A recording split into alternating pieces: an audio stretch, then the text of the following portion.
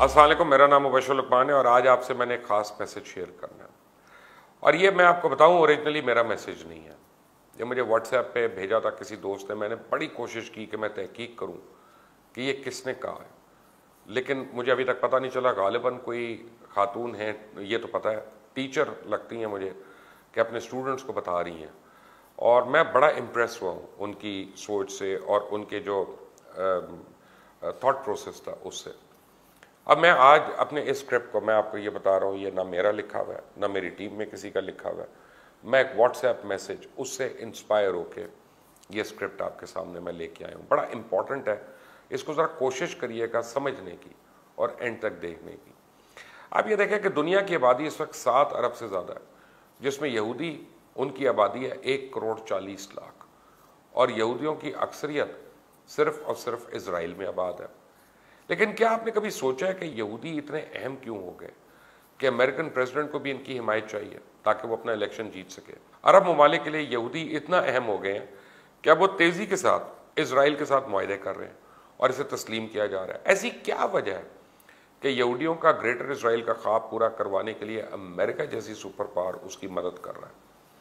अगर मुसलमानों से मुआवजा किया जाए तो उस दुनिया में एक यहूदी के मुकाबले में 107 मुसलमान हैं, और इसके बावजूद भी ये यहूदी 1.5 अरब मुसलमानों से ज़्यादा ताकतवर है। ऐसा क्यों है? इसराइल क्यों इतना ताकतवर है कि जो चाहे वो करता है और इसको रोकने वाला कोई नहीं? दुनिया में दर बदर फिरने वाली यहूदी कौम आज इस कदर ताकतवर कैसे बन गई? इसी यूरोप में जब यहूदी किसी बस्ती में आते थे तो इनको निकाल दिया जाता था, लेकिन आज वो यूरोप पे कैसे काबिज हो गए या काबू पा लिया उन्होंने? इन सब बातों का एक बड़ा सादा सा जवाब है, और वही है कि यहूदियों ने मेहनत की, अनथक मेहनत की, अपना दिमाग इस्तेमाल किया, इल्म फ़नून में महारत हासिल की, साइंस और टेक्नोलॉजी में अपना लोहा मनवाया। आखिरी 105 सालों में 1,40,00,000 यहूदी, जो कि दुनिया की आबादी का सिर्फ 0.2% बनता है, इनमें 193 ने 193 ने नोबेल प्राइज़ हासिल किया, जबकि 1.5 अरब मुसलमानों में सिर्फ 12 अफराद ने नोबेल प्राइज़ हासिल किए, जिनमें से 9 लोगों ने पीस नोबेल प्राइज़ हासिल किया, जबकि सिर्फ 3 लोगों ने साइंस में नोबेल प्राइज़ हासिल किया। इतना ज़्यादा फ़र्क होने की क्या वजह है? वैसे तो बहुत लोग ये भी कहते हैं कि शायद मुसलमानों के खिलाफ साजिश है, इसलिए ऐसा हो रहा है, लेकिन हकीकत और है। हक़ाइक़ का जायज़ा ले तो पता चलता है कि मुसलमानों के मुकाबले में ईसाई और यहूदियों ने इतनी तरक्की कर कैसे ली? तमाम इस्लामी ममालिक में 500 यूनिवर्सिटीज़ हैं, जबकि सिर्फ अमरीका में तकरीबन 5,000 यूनिवर्सिटीज़ हैं, और तो और इंडिया में 847 यूनिवर्सिटीज़ कायम हैं। किसी भी इस्लामिक मुल्क की यूनिवर्सिटी का नाम दुनिया की 500 बेहतरीन यूनिवर्सिटीज़ की लिस्ट में नहीं है, जबकि सिर्फ इजराइल की 6 यूनिवर्सिटीज़ दुनिया की 500 बेहतरीन यूनिवर्सिटीज़ की लिस्ट में है, और इनमें से भी 3 यूनिवर्सिटीज़ दुनिया की पहली 100 बेहतरीन यूनिवर्सिटीज़ में शामिल है। मसीही ममालिक में पढ़े लिखे लोगों की शरह 90% है। मुसलमान मुल्कों में पढ़े लिखे लोगों की शरह बहुत ही कम है। मुसलमान मुल्कों में सिर्फ 15 ममालिक ऐसे हैं जहाँ पढ़े लिखे लोगों की शरह 40% है। मसीही ममालिक में प्राइमरी तक तालीम हासिल करने का तनासब 98% है। मुसलमान मुल्कों में प्राइमरी तक तालीम हासिल करने वालों की शरह 50% है। मसीही ममालिक की यूनिवर्सिटीज़ में दाखिले की शरह 40% है। मुसलमान ममालिक की यूनिवर्सिटीज़ में दाखिले की शरह 2% है। और इसराइल की बात करें तो वहाँ शरह ख्वानदगी 97% से भी ज़्यादा है। अब आप खुद अंदाज़ा लगा लें कि जब हम तालीम ही नहीं हासिल करेंगे तो साइंस एंड टेक्नोलॉजी में हम कैसे तरक्की कर सकते हैं? दूसरी तरफ टीका लगाने वाली सिरिंज हो, सुई हो, जितनी भी इजादात हैं उनके मौजूद यहूदी हैं। इसराइल एक तरक्की याफ्ता मुल्क है और दुनिया की 43वीं बड़ी मईशत है। मशरिक़ वस्ता में म्यार ज़िंदगी के अतबार से इसराइल सबसे आगे है और एशिया में तीसरे नंबर पर है। दुनिया में औसतन ज़्यादा उम्र के हवाले से इसराइल दुनिया के चंद बेहतरीन गिने चुने ममालिक में शामिल है। इसकी इजादात ऐसी हैं जो रोज़मर्रा के मामलात में नागुज़ीर हैं। इसी यहूदी कौम ने chemistry, physics, medical sciences, information technology, energy sector, agriculture, genetics, defence systems and weapons और फूड के शोबों में ऐसी इजादात और तरक्की की है कि उनका बॉयकॉट अब बाकी ममालिक में मुमकिन ही नहीं रहा।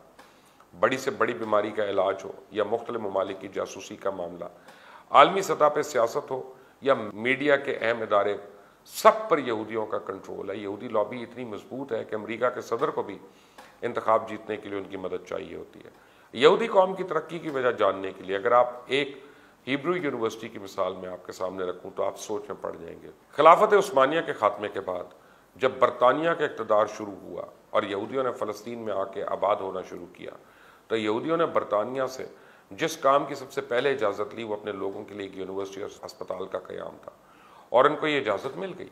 उसके बाद उन्होंने एक पहाड़ के ऊपर यूनिवर्सिटी की तामीर शुरू की, लेकिन इमारत की तामीर मुकम्मल होने का इंतज़ार किए बगैर उन्होंने 1918 में ही तालीमी सिलसिले का आगाज़ शुरू कर दिया, जबकि इमारत 1925 में जाके मुकम्मल हुई। और इस यूनिवर्सिटी ने ही इसराइल की जड़ों को मजबूत बनाने में अहम किरदार अदा किया। इस यूनिवर्सिटी के ज़रिए उन्होंने अपनी हिब्रू ज़ुबान को ज़िंदा किया, बिल्कुल ख़त्म हो चुकी थी। तमाम इसराइली असातिज़ा ने मिलकर दिन रात एक करके मुख्तलिफ़ किताबों को अपनी ज़ुबानों में तर्जुमा किया और अपनी नौजवान नस्ल को अपनी ज़ुबान में ही तालीम दी, ताकि वो अपनी ज़ुबान को भी ज़िंदा रख सकें और अपनी रिवायात और सकाफ़त भी किसी दूसरे मुल्क का असर ना आ सके, गैर ज़ुबान सीखने को भी कोई ना कोई मेहनत ना करनी पड़े। और इस काम के लिए यहूदी असातिज़ा ने दिन रात एक कर दिया। एक मजदूर के मुआवजे पे उन्होंने ये काम शुरू किया और बगैर किसी छुट्टी के उन्होंने कई साल ये काम किया। जबकि हम खुद पर गौर करें तो हम छुट्टी करने का कितना शौक़ है वो तो हम सब जानते हैं। मजहबी त्यौहारों से लेकर सरकारी तौर पर अहम दिन मनाने के लिए भी हमें छुट्टी चाहिए होती है, और इस छुट्टी पर कोई कंस्ट्रक्टिव काम करने की बजाय हम या तो दिन सो के गुजारते हैं या फिर दावत खाना पीना और टीवी देखने में। लेकिन यहूदियों के सामने इनका ग्रेटर इसराइल का मिशन था, उसके लिए उन्होंने इंसानी बर्दाश्त से ज़्यादा काम किया। हम मुसलमान अपने मुस्तकबिल के मिशन को भूल कर सिर्फ अपने शानदार माजी के कसीदे पढ़ कर ही खुश रहते हैं। यूनिवर्सिटी का काम 1918 में शुरू हुआ और इसराइल 1948 से बना, लेकिन इनके इस फैसले का ये फ़ायदा हुआ कि इनका जब मुल्क बना तो इस वक्त इनके पास हर शोबे के लिए वाफिर मकदार में माहिर नौजवानों की फ़ौज थी, जो कि अपने नज़रियात में भी क्लियर थे, अपनी सकाफ़त और रवायात से भी पीछे हटने को तैयार नहीं थे, और यही वजह है कि उन्होंने हर शोबे में पहले ही दिन से तरक्की करना शुरू कर दी। लेकिन उसके बरक्स पाकिस्तान बनने के लिए बहुत ज़्यादा कंट्रीब्यूशन अलीगढ़ यूनिवर्सिटी की थी, लेकिन हमने पाकिस्तान में आज भी अलीगढ़ यूनिवर्सिटी का मुतबादल बनाने की कोशिश नहीं की। लेकिन दूसरी तरफ क्या हुआ कि जब इसराइल बना तो वही यूनिवर्सिटी इस इसराइली इलाके में शामिल नहीं थी, और इस पर भी यहूदी मायूस नहीं हुए। उन्होंने अपने इलाके में नए सिरे से यूनिवर्सिटी बनानी शुरू कर दी, और अगले 18 साल तक वो फिर बगैर किसी छुट्टी के नई इमारत उन्होंने किराए पर लेकर दिन रात काम करते रहे। आने वाले सालों में कशीदगी के बाद वो उन्होंने वह हिस्सा हासिल कर लिया। 1967 की जब लड़ाई हुई उसके बाद उन्होंने जो कब्जा किया इलाका, उसमें वो माउंट भी आ गया उनको, जिस पे इनकी पुरानी यूनिवर्सिटी थी। अब वो 2 यूनिवर्सिटियां हो जाने पे उन्होंने यूनिवर्सिटी को नई इमारत में शिफ्ट किया, और पहले वाली यूनिवर्सिटी की इमारत में फ़नून, लिंग्विस्टिक्स और सोशल साइंसेस के डिपार्टमेंट्स बना दिए गए। जामिया इब्रानिया मिली यूनिवर्सिटी पूरे मशरिक़ वस्ता में वाहिद यूनिवर्सिटी है जिसमें 19,000 स्टूडेंट्स तालीम हासिल करते हैं, और 1,425 असातिज़ा हैं, जिनमें अक्सरियत ऐसे असातिज़ा की है जिन्होंने PhD किया हुआ है, और यहाँ सीखने सिखाने के अलावा कोई और मशागिल नहीं है।